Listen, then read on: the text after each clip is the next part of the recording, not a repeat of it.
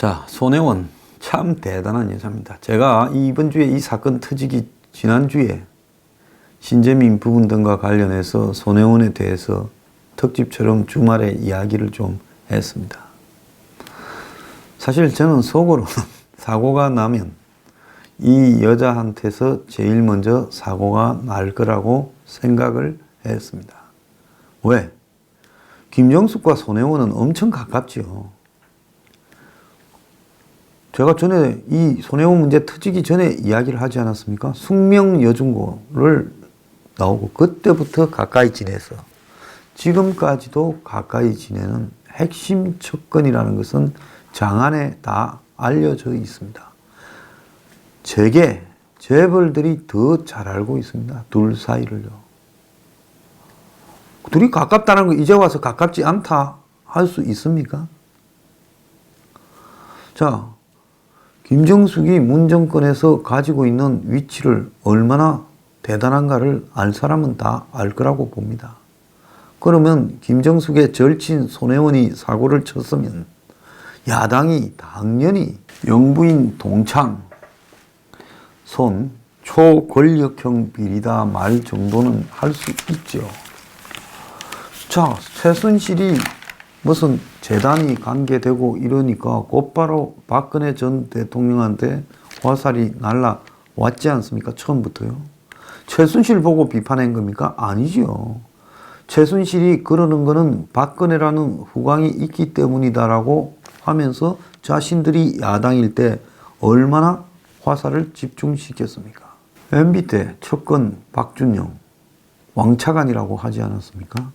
그러니까 세상이 대체로 지적하거나 문제 삼은 내용들은 세월이 지나면 다 사실로 알려지는 겁니다.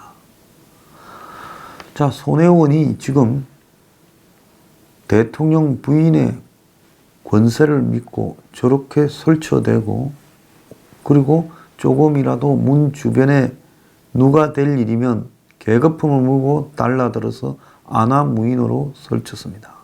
초선 의원 중에서 민주당 역사상 손혜원만큼 설치된 사람이 있었느냐? 그러지 않습니까?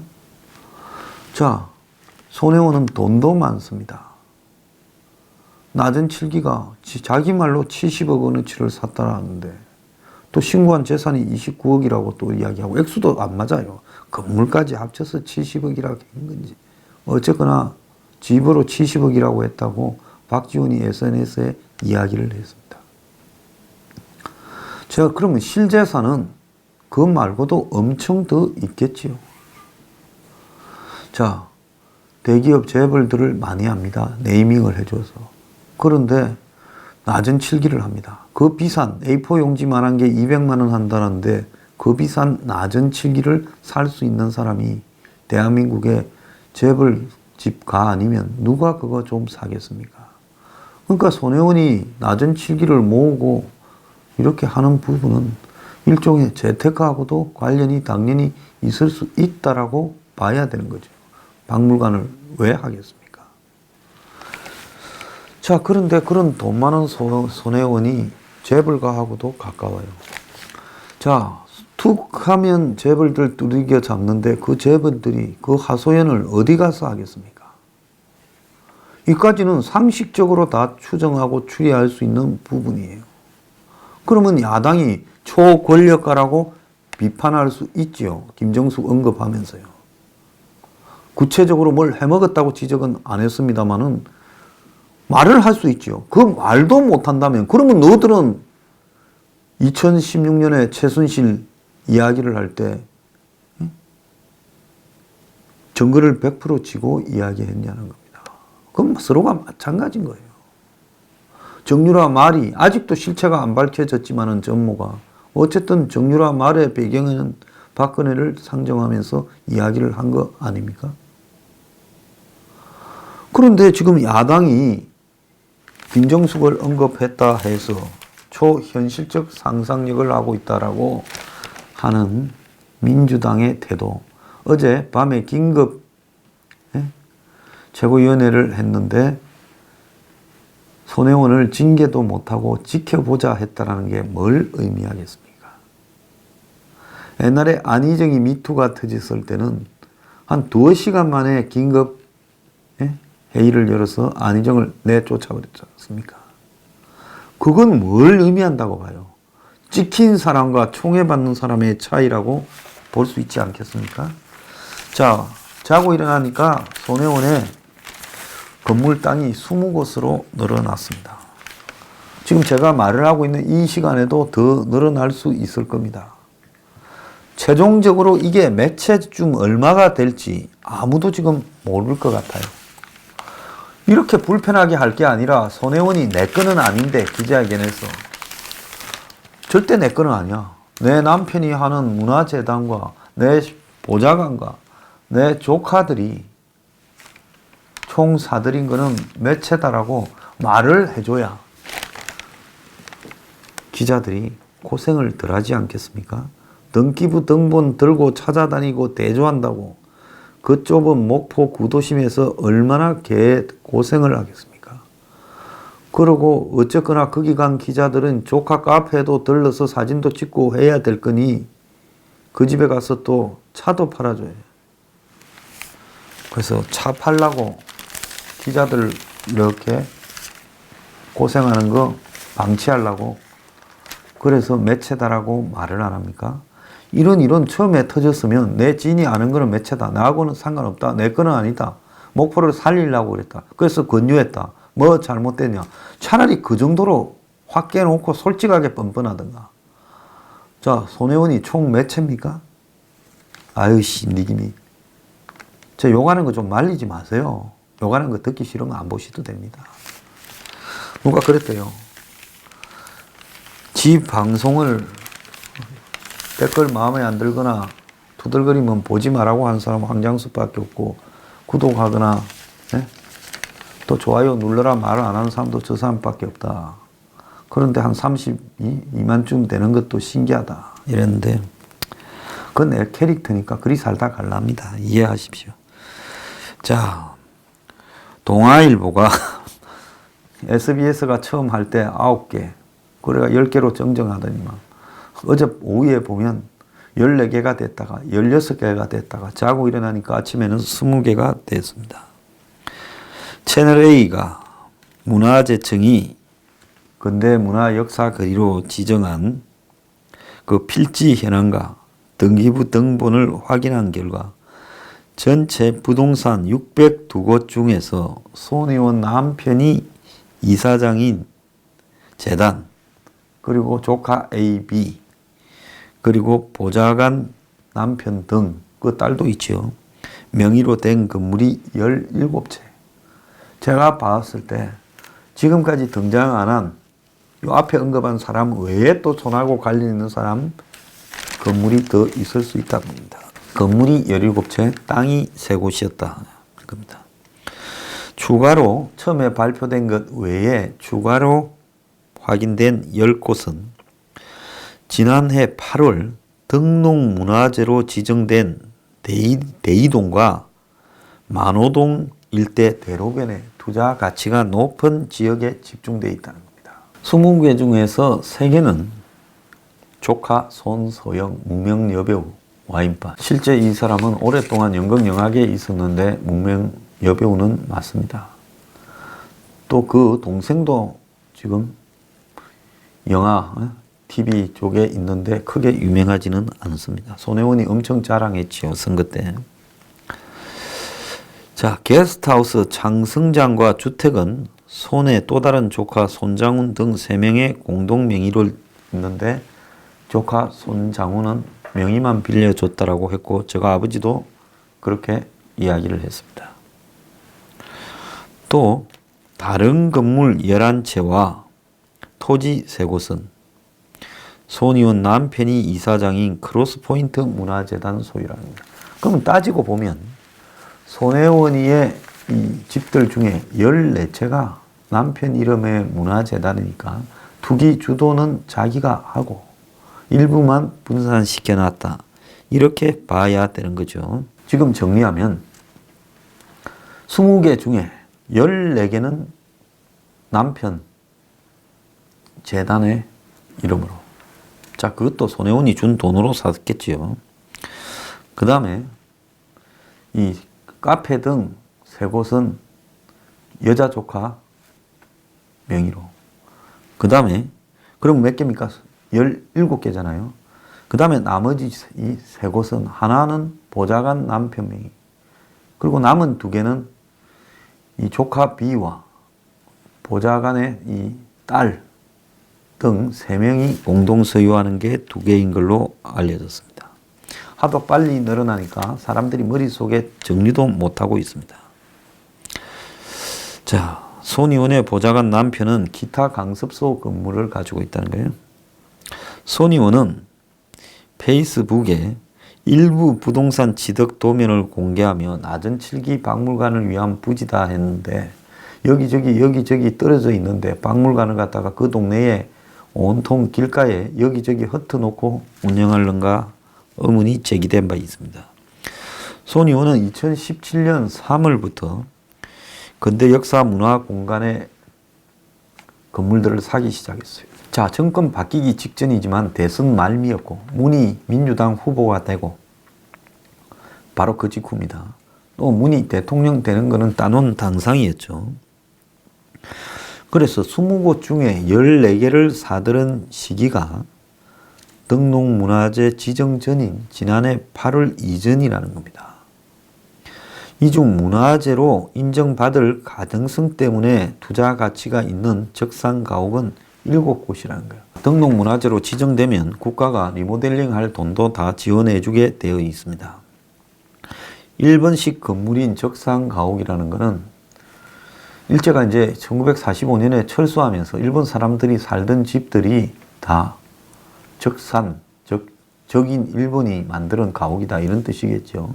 이렇게 분류되면서 정권에 넘어갔고 그 다음에 정부가 그걸 불화했습니다. 그래서 일제에서 해방되고 적산가옥 불화되는 과정에서 적산 공장을 넘겨받은 사람이 다 떼돈을 벌었고 한국의 큰 재벌들 중에서 그때 그런 거 넘겨받아가지고 재벌 기초가 된 사람이 굉장히 많습니다. 그 전에 무슨 독립적인 자본이 있을 리가 없잖아요. 그리고 적산가옥을 눈치 빠르고 빽 좋아서 또 불화받은 사람 중에 큰 재산을 일군 사람도 많지요. 자, 손 의원은 2017년부터 초부터 목포에 청소년 보호단체 대표와 함께 이런 집들을 보러 다녔다는 겁니다. 이 단체 대표도 근대 역사문화공간에 부동산을 매입을 했다는 겁니다. 자, 그래서 이를 전형적인 한마디로 이 투기다 이렇게 해석하는데요. 이게 손혜원뿐만 아니라 지금 근대 역사문화공간이라든지 또 낡은 이 옛날 모습을 간직한 동네에 투기를 하는 행태는 지금 대한민국의 일반적인 투기 행태입니다.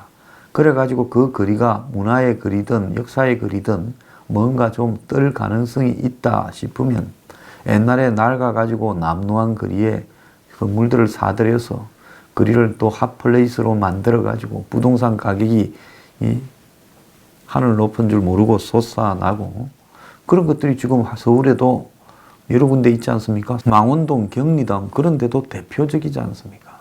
그래서 과거에는 서민들이 사는 동네였는데 지금 그렇게 뜨지 않았습니까? 자, 손은 투기 의혹을 부인하고 있습니다만 지금 이 목포에 문화 역사 무슨 가이드 센터 여기 대표를 하다가 손혜원의 보좌관에 임명된 조희숙 이 52살 먹은 지금 여자가 주목을 받고 있습니다.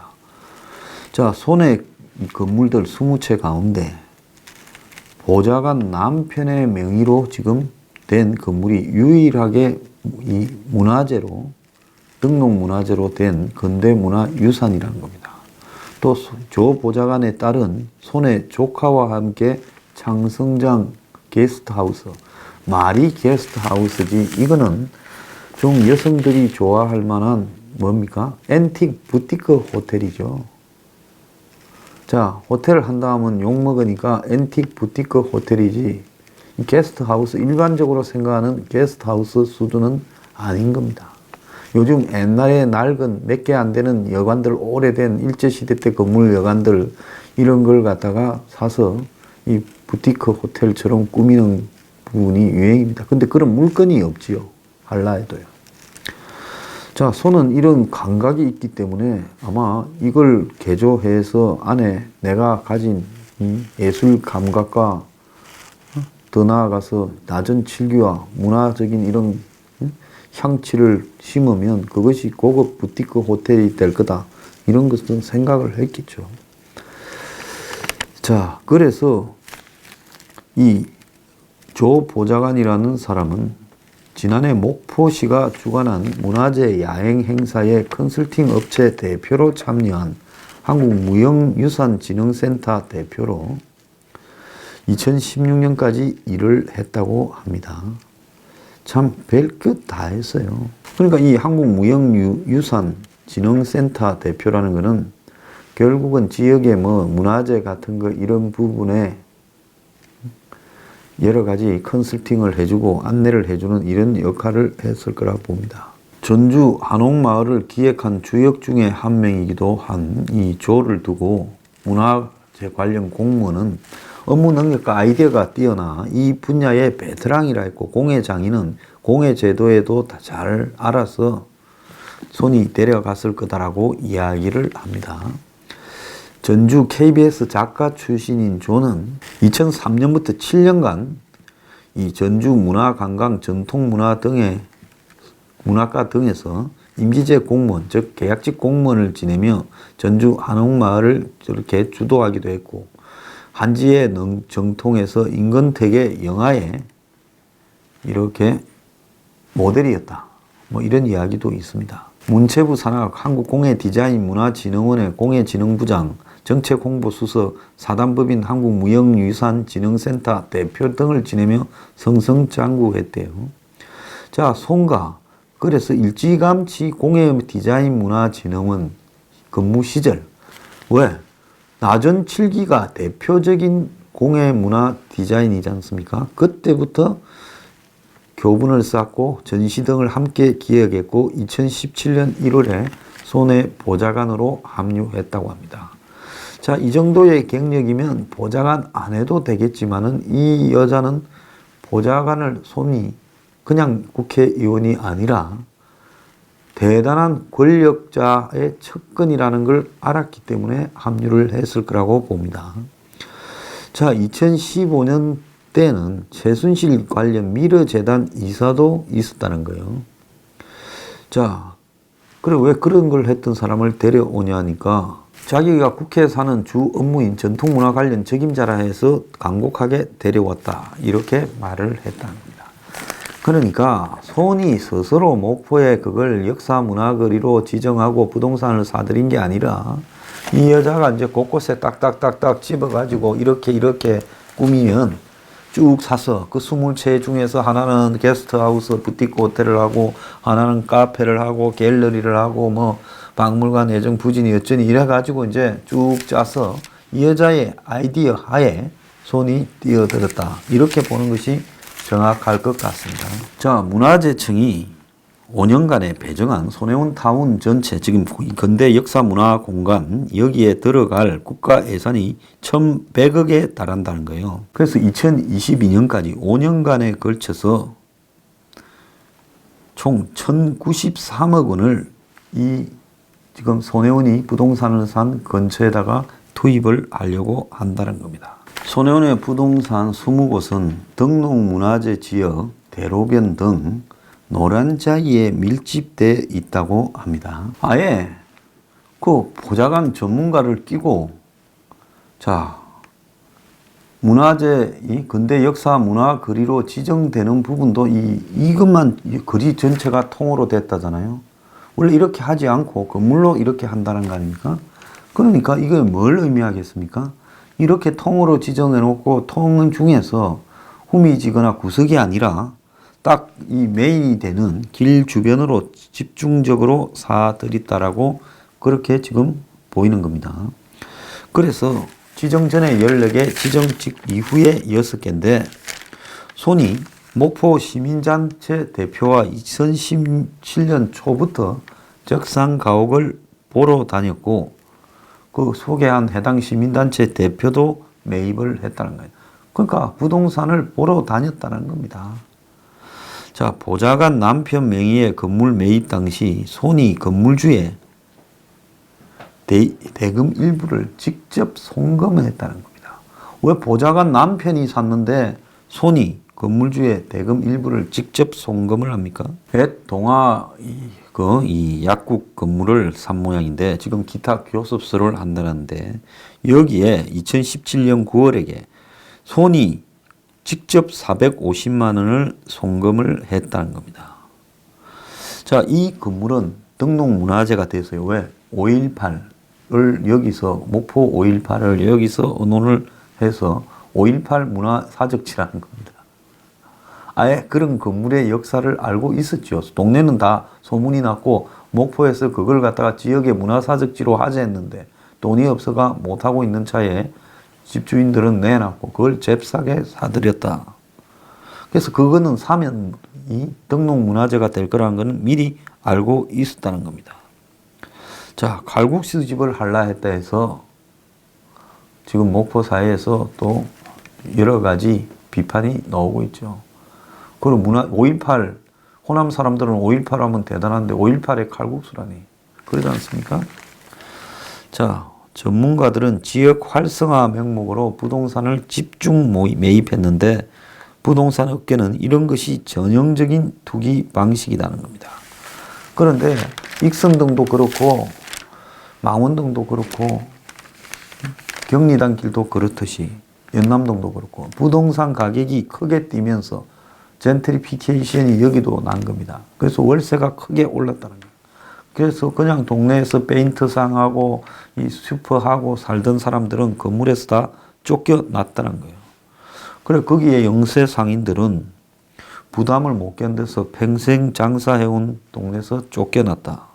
이건 서민 죽이는 거다. 이게 무슨 옛 도심을 살리는 거냐 이렇게 말을 하고 있다. 자, 손은 남편이 구입한 이 건물들 중에 자 재단이 보유한 9채는 손혜원이 직접 구매를 했다고 남편인 정근혜가 문화재단 이사장이 이야기를 했습니다. 나는 목포에 내려가 본 적도 없다. 자, 남동생도 목포에 가본 적도 없다. 조카도 그렇다 했는데 이제 남편도 목포에 가본 적이 없다. 해당 건물을 사기 위해 손이 7억 1천만 원을 재단에 기부했다. 갤러리, 공방, 교육관, 편의시설 등을 갖춘 전통 공예 중심 타운을 만들기 위한 것이지 투기 목적은 아니다. 자, 그래서 손이 재단에 돈을 갖다가 내고 재단에서 그걸 샀다고 합니다. 자, 이런 재단이라 해봤자 사실 돈이 있겠어요? 껍데기만 재단이지 뭐 큰 돈이 없죠. 그러니까 손이 이 땅을 사기 위한 돈을 재단으로 보내고 재단에서 샀다. 그건 뭐냐? 지가 사면 투기 오해를 받을까봐 재단으로 대신 산 거죠. 자, 보좌관 조모의 딸, 그리고 크로스포인트 이사의 딸, 남자 조카 등이 3명이 공동으로 이렇게 건물을 산 것, 창성장 등 요즘 젊은 사람들이 먹고 살기 힘드니까 나중에 게스트하우스가 잘 되면 안정적인 소득을 얻을까 하는 부모 마음에서 아는 사람끼리 모여 자제들 이름을 올린 거다. 이렇게 말을 합니다. 그러면 세 사람이 함께 만난 적은 있느냐 하니 남편은 그렇지는 않다는 거예요. 그러니까 애들은 이름만 올려준 사람이라는 것도 맞다는 겁니다. 손은 그동안에 페이스북 등에 이 장성장을 갖다가 이렇게 성공시켜 도시 재생을 하기 위해서 젊은 애에서 있어 힘을 모았다. 이렇게 말했는데 이 말도 좀 말이 안 되는 겁니다. 결국 그 세 사람, 공동으로 한 세 사람 아버지인, 한 명의 아버지인 크로스포인트 재단의 최이사 명의로 여간업 등록이 돼 있다는. 그러면 장성장의 주인은 누구라고 봐야 되겠어요? 여러분들 잘 아시지 않겠습니까? 이 SBS에 차명 의혹을 제기를 하니까 자, 손이온 남편은 처남이 도박에 빠져 아내와 별간 지 오래됐다. 손이온한테 돈을 빌려달라 하니까 앙심을 안 빌려줘서 앙심을 품고 인터뷰를 했다. 이렇게 말을 했습니다. 지금 창성장에서 나온 수입이 어디에 입금되는지를 보면 잘 알 거다라고 제보하신 분도 있고요. 어떤 사람이 조카한테 뭐 해봐라고 돈 주면서 세금까지 주는 사람이 누가 있냐라는 말도 있었습니다. 자, 이 문화재청이 여기에 1,100억, 특히 이 역사 거리의 500억을 이렇게 준 부분에 대해서 그 큰 돈이 배정될 때는 기재부에 누군가가 움직여서 배정이 되지 그냥 이렇게 되지 않는다.